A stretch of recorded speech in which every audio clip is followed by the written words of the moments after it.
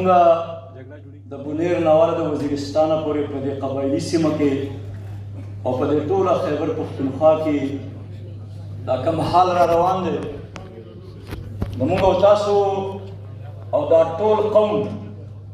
دا تیر 15 کاله دا هر څه ولیدل په خپلو سترګو مو ولیدل او دا ټول قوم په دې باندې متحد او متفق دی زموږ د دې ټول قوم زنانا ماشومان سپینګری ځوانان چې دا تیر 15 کاله کومه وینه تویه شوله شپېته اویا زره خلک شهیدان شو د 1 لاک نه زیات زخمیان شو دا ټوله قبایلي پټۍ کنډر شوه کاروبار تباه و برباد شو په لکونو خلک بېکوره شو او دا چې په هر نوم وینه توی شوه دا د فوجي په نوم توی شوه دا د قبایلي مشر په نوم توی شوه دا د عالم په نوم توی شوه دا د طالب په نوم توی شوه او دا د بېګناه ماشومان او زنانو په نوم توی شوه نو دا یوه وینه دا وینه یوه ده دا د ځمکې بچي دي د قوم بچي دي د خاورې بچي دي او په دې خبره کې هیڅ شک پاتې نه شو چې د وینې په دې یو څاڅکي باندې او په دې یوه تباهۍ او بربادۍ زموږ باندې کاروبار شوی د ډالرو د فوج جرنیلانو کاروبار کړی دی حکمرانانو کاروبار کړی دی او دا هر څه د قوم ته واضح دي اوس نو ماحول هم بدل دی افغانستان ته نیټو راغلی وه امریکا راغلی وه او زه خو یو شی روان وم د دې ټول قوم د افغانستان او پاکستان د دې مسلمانانو د شریکو قربانو په نتیجه کې امریکا او نیټو شکست خوړله اوس خو منظر بدل دی افغانستان کې الحمدلله امارت اسلامی دی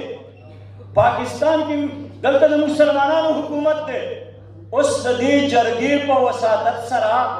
موږ د پاکستان د ریاست واکمنو ادارو ته حکمرانانو ته او د افغانستان امارت اسلامی ته دا پیغام ورکوو دا اپیل ورته کوو چې دا قوم او ولس نور په هیڅ رنګ او شکل کې دی خونریزۍ منلو او برداشت کولو ته تیار نه دی دې تباهۍ منلو او برداشت کولو ته تیار نه دی د ډالرو د کاروبار ته نور دا قوم تیار نه دی او که نور هم دې ظالمانو د ډالرو دپاره دا خونریزي او کاروبار جاري وساتو نو زما په خیال د دې ټول قوم دا فیصله پکار ده چې د دغو ظالمانو به ګریواني او زمونږ د دې قوم د دې مظلومانو به لاس ولاس انشاءالله دغه د ظالمانو ګریوانونه به راشو مونږ مطالبه کوو مونږ تجویز ورکوو مونږ مشوره ورکوو چې اوس دلته غیر نشته امریکا هم لاړه نیټو هم لاړه دلته اوس ټول خپل یو افغانستان کې امارت اسلامي دی دلته په دې پاکستان کې د مسلمانانو حکومت دی مونږ مشوره ورکوو د افغانستان امارت اسلامي او د دې پاکستان د ریاست ادارې او حکمرانان دې کینی او د دې پاتې بدامنۍ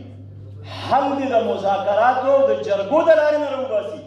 د سفارتي لارو نه دې راوباسي دا زموږ مشوره ده دغه لار ده او که دوی نور په دې خاوره دغه تباهي او بربادي جاري وساتله نو زه د جماعت اسلامي د نماینده په حیثیت باندې او د دې قوم بچی یم او دا د دې ټول قوم فیصله ده چې د دغه ظالمانو به انشاءالله ګریواني او زمونږ به لاسي واخر دعوانا ان الحمدلله رب العالمین